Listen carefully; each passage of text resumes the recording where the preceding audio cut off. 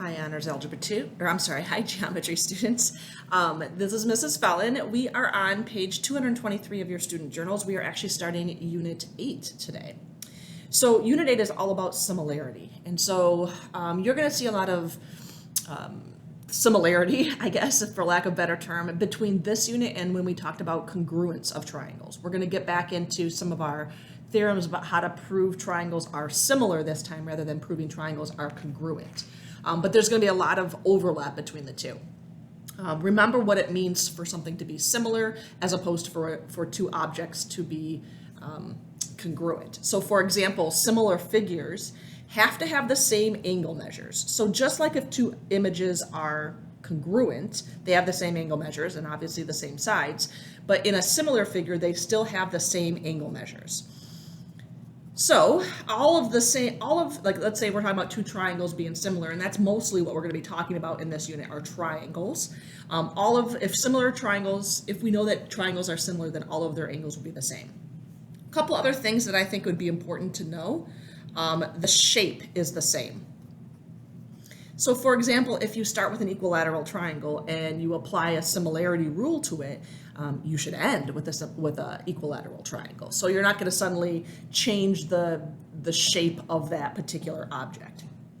And then the last thing are that sides are proportional. And so that'd be the biggest difference.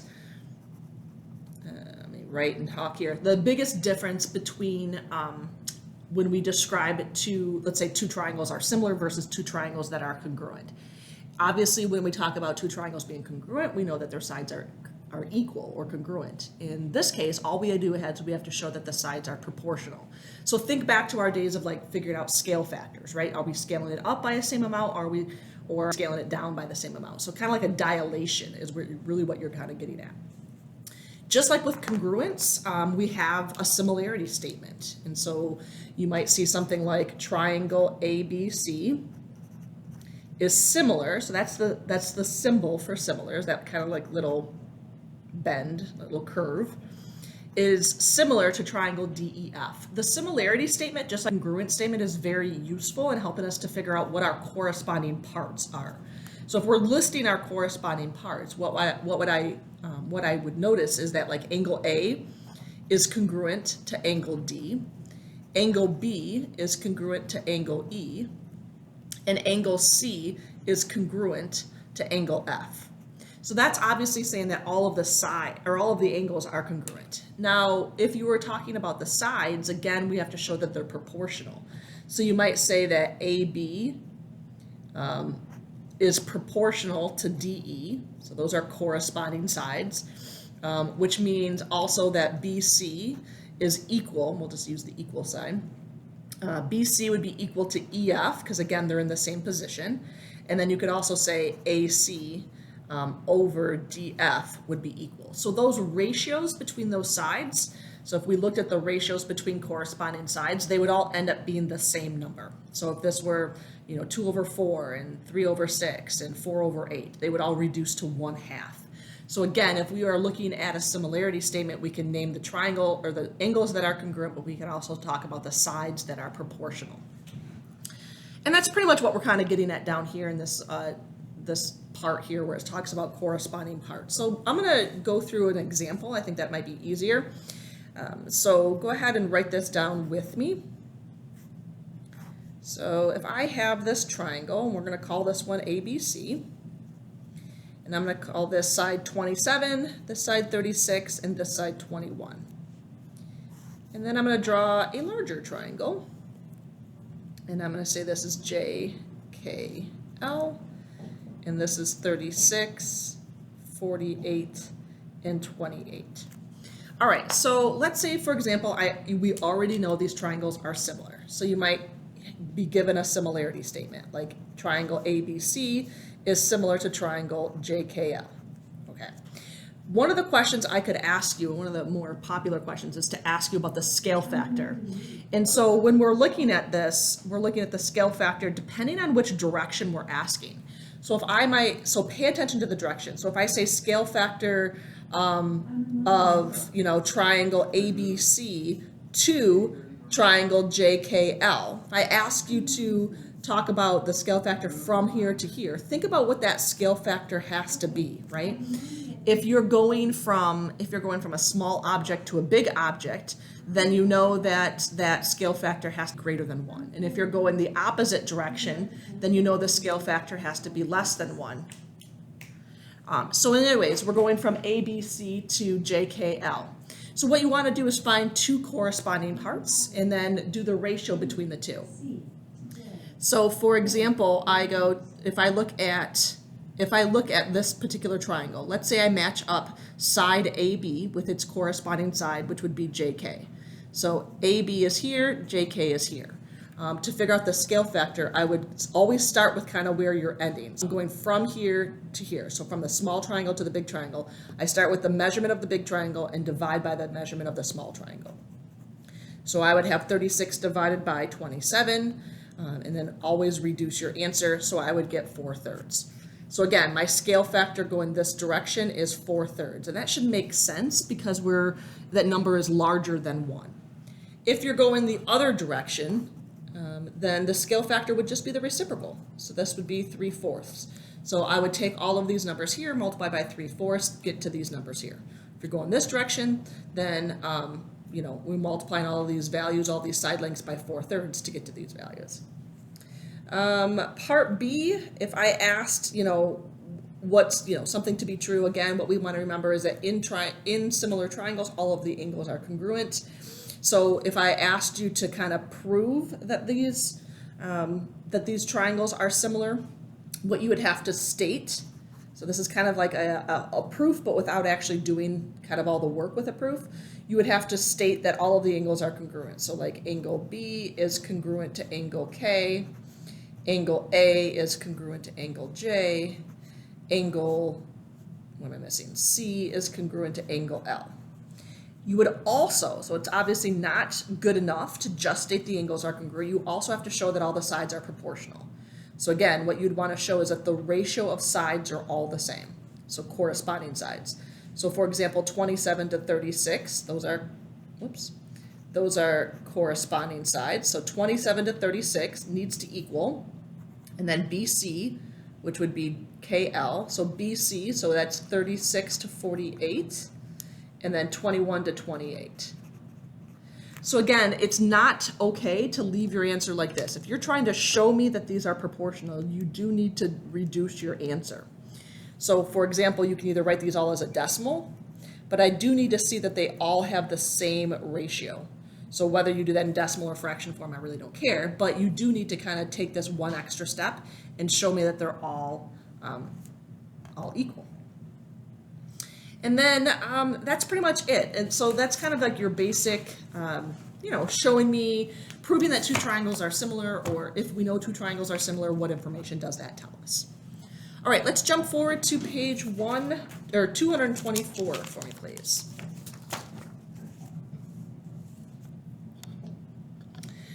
So we're talking a little bit more specifically about corresponding lengths in similar polygons. If two polygons are similar, then the ratio of two corresponding sides in the polygons is equal to the scale factor of the similar polygons. All right, so for example, what you might see is I'm going to draw like a little diagram here, try to do the same. Just trying to give you a few examples of how you might see some of this stuff. All right, so let's call this HGM, and let's call this, let's go this K and L, and then I'm going to label all my side lengths. So I'm going to make this one 10, 15, 27, we'll call this X, 12, and 18. So what you would have to know in order to kind of do anything with this particular diagram is you would have to know or be provided a similarity statement. So for example, if I would have said triangle GHM is similar to triangle HKL. By knowing this, then we know all the sides are proportionate. So what I would want to do here is set up a proportion. So if you remember what a proportion is, it's a ratio or a fraction, in other words. A fraction equals a fraction. And we've done these before, right? So we're going to set up a fraction equals a fraction. We're going to cross multiply and solve. So you need to match up corresponding pieces. So pay attention to your similarity statement. For example, if we start here and I say KH is 15, well, KH matches GH, which then would match 10. Since we are going to solve for X, we want to then also use X, which is KL. KL matches HM, which would be 12. So to solve for X, because we know these are similar, these triangles are similar, all of their sides are proportionate, which means you can set up a ratio, a fraction equals a fraction, and then just solve for X. So I'd get 10X equals 15 times 12 is 180, so I would get X to equal 18. So that's kind of how you can use the similarity statement to help you figure out kind of missing pieces or missing side lengths of a triangle. The next couple theorems are going to talk about perimeters, how the perimeter relates and how the area relates. And we've done this before, so this is not a new concept. Basically what we're getting at is if you're going from one perimeter to another perimeter, the ratio, it increases by the scale factor. So the perimeter of one object to the perimeter of another object increases by the scale factor. Whereas the area, so if you know the area of one shape to the area of another shape, it increases by the scale factor squared. So there's the difference between the two. Some examples you might see. Let's try one. Okay, so I'll give you, kind of draw a triangle that's a little bit exaggerated like this, and let's try to draw this in the middle here. Let's try to draw a median here. So if I measured this as 36 and this is 36, we'll call this QSR. And then let's say I gave you another triangle, and mine's probably not perfect, but that's okay. And kind of similar deal, right? This one's a little bit smaller, so VUW. And then let's measure this as 16, this as 16, and then this median as 12. All right, so a couple things that we want to note. And I just kind of want to share an example of how this would be related, okay? So for example, if we were asked to find the length of the median, oops, let me put a T here, of the length of the median ST. So one of the more popular questions is to not just solve for a side length, but solve for something else, whether it's a median, an altitude, you know, some other side length or some other piece of information in the triangle. So what we can understand is that the medians of a triangle, because they connect from a vertex to the midpoint of the opposite side, they will also have the same relationship like the perimeter does by increasing by the scale factor or decreasing by the scale factor, which means that you can set up a proportion to solve. So for example, I could say, well, I know that QT is 36. It has to match this side up here, which I didn't even call it, but let's call it US. And so we know that is 16. And then we also know that the median of this triangle, which is X, has to be proportionate to the median of that triangle. So again, not just sides are proportionate, but in this case, like the medians are proportionate. And then we can use that information, that ratio or that proportion, to go ahead and solve. So I can get 16x, and then 36 times 12 is 432. And so I can get x to equal 27. So that would be the length of this median over here. Again, just to show you that the lengths of different pieces of the triangle can also be increased by the same ratio. All right, the other thing I want to, walk through is this idea of this perimeter, just because we talked about it, but I want to kind of give you an example. So you might say something like, if the perimeter of this is, 20 units, 20 inches, we'll say. And we know the scale factor is 3 to get from one, it looks like one quadrilateral to another quadrilateral. Well, rather than having to figure out all the side lengths here and then, calculate the perimeter that way, if you know the perimeter of one, you can just multiply it by the scale factor. So in other words, this would have a perimeter of 60 inches. So again, it just grows by the same ratio as the scale factor between the two objects. Area, like I said before, is a little bit different. Let's give you another diagram. Let's draw one of those bow tie ones. something like this.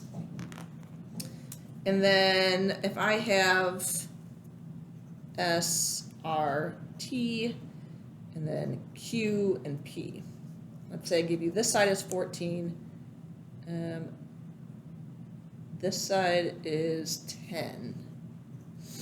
All right. So here's some information that you would need to know. You might be given that triangle PQT is similar to triangle RST. So again, what that tells us now is that all the angles are congruent and all of the sides are proportionate. Okay, that's a rather large piece of information. The next thing is I'm going to tell you that the area of triangle RST is 75 meters squared. So RST, that's the little one here. So that has an area of 75 meters.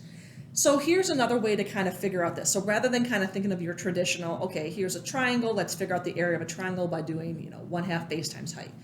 If you can figure out the scale factor, if the triangles are similar and you can figure out the scale factor between the two shapes, then the area of it grows by the ratio of the scale factor squared. So for example, since SR here and PQ, so SR and PQ are the corresponding sides, the scale factor from the small triangle to the large triangle would be 14 divided by 10. All right, so 14 divided by 10 is 1.4. So that's my scale factor from the small triangle to the big triangle. Again, obviously, if you're going from something little to something big, your scale factor has to be greater than 1 in order for it to grow. All right, if we have the area of the small triangle, to get to the area of the large triangle, we take the area and we multiply it by the scale factor squared. So in this case, it's 1.4 squared. So 1.4 squared gives me about 1.96. And then if you multiply it by 75, you get a final area of a 147. And we'll say meters squared since that's what we were using before. So again, their areas aren't just proportionate in terms of like whatever the scale factor is. That's not how it grows. It does for perimeter, but not for area. So what you would then say is that the ratio or how much it increases by is by the scale factor squared. So that's kind of an important concept.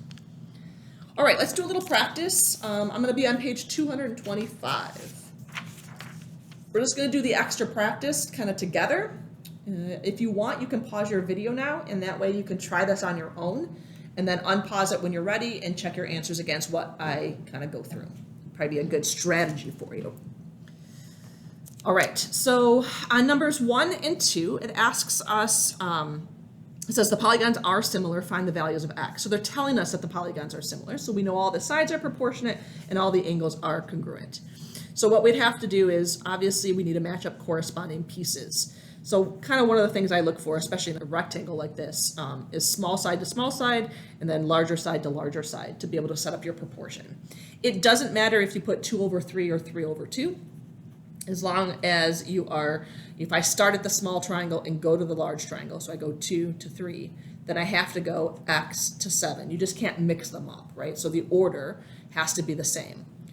2 to 3 and then x to 7. Those have to be talking about the same triangles. All right, so let's cross multiply. I get 3x equals 14, so I get x to equal 14/3. All right, number 2, same deal. We're talking about proportionate sides. So again, they're giving you all 3, not that you need all 3. All you really need is 2 sets of sides.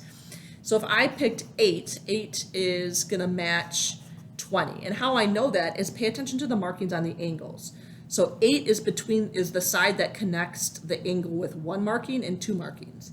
So it has to match the side that connects the angle in the larger triangle with 1 marking and 2 markings. So that's kind of how you know without knowing what the value of x is to be able to determine like the large side versus the small side. It's not quite as easy as a rectangle. All right, so x, so I started 8 and I go to 20. So then I have x over. So x is the side between 1 and 3. So if I look at the markings 1 and 3, then I have to put 25 on the bottom.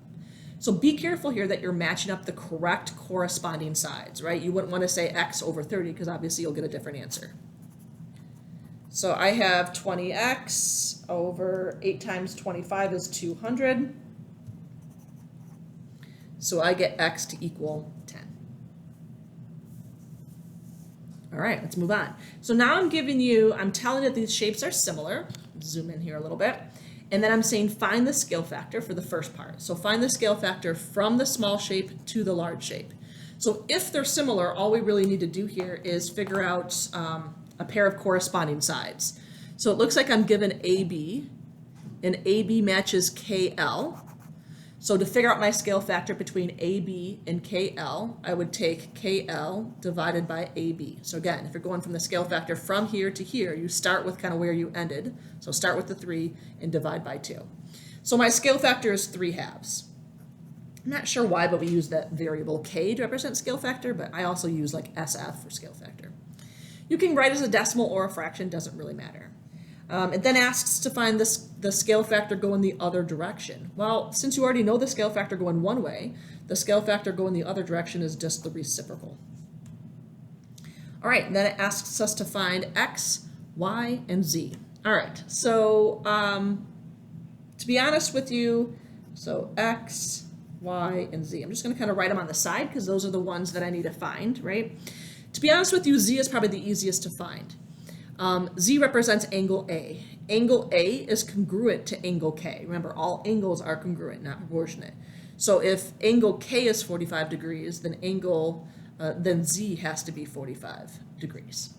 That one was kind of easy. The other ones are representing sides, right? So X has 1 and 1 over here.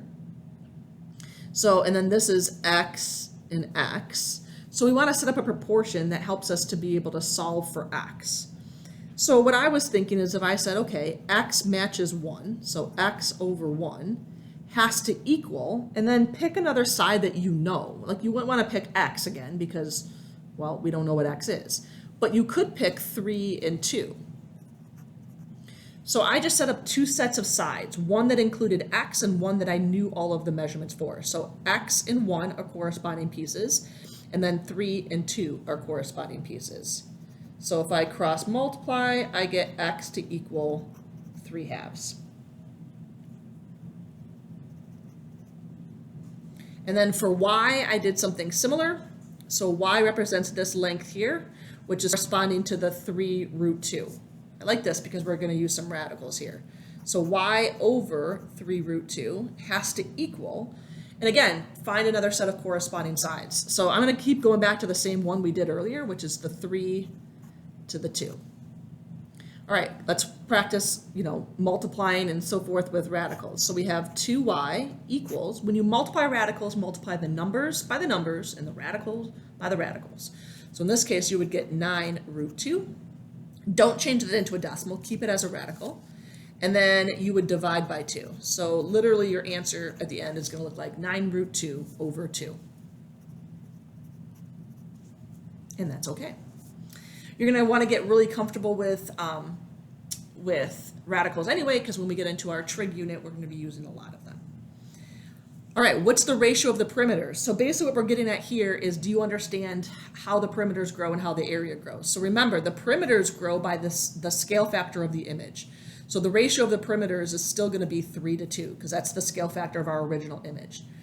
Find the ratio of the areas of A, B, C, D, E to K, L, M, N, P. Again, the ratio of the areas would be the scale factor squared, which 3 over 2 squared is 9/4.